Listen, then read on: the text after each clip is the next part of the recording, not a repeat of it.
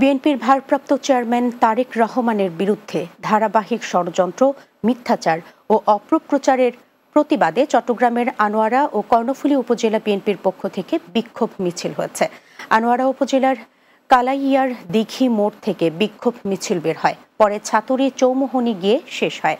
এতে প্রধান অতিথি ছিলেন বিএনপির কেন্দ্রীয় কমিটির সদস্য সরওয়ার জামান নিজাম। এ সময় উপস্থিত ছিলেন আনোয়ারা উপজেলা যুবদলের সাবেক যুগ্ম আহ্বায়ক অ্যাডভোকেট ফৌজুল আমিন, উপজেলা যুবদল নেতা রাকিবুল হাসান মানিক, যুবদল নেতা লোকমান, শফিউল আলম, জাকারিয়া চৌধুরী জকু সহ বিএনপির অঙ্গ ও সহযোগী সংগঠনের নেতৃবৃন্দ।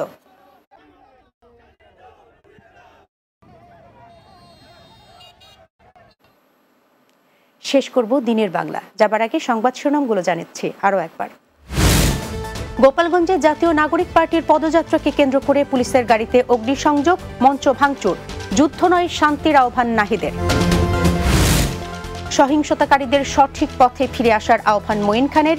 নির্বাচন পিছিয়ে দিতে ষড়যন্ত্র চলছে, মন্তব্য জয়নুল আবদিন ফারুকের। জুলাই শহীদ দিবস উপলক্ষে দেশব্যাপী শোক পালিত হচ্ছে। জাতীয় পতাকা অর্ধনমিত রয়েছে, মসজিদে করা হয়েছে বিশেষ দোয়ার আয়োজন।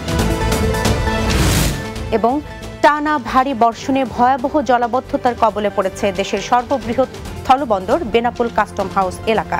স্বাভাবিক কার্যক্রমে দেখা দিয়েছে স্থবিরতা। এই ছিল দিনের বাংলায়। আমাদের পরবর্তী সংবাদ রাত ৯টায় রাতের বাংলা দেখার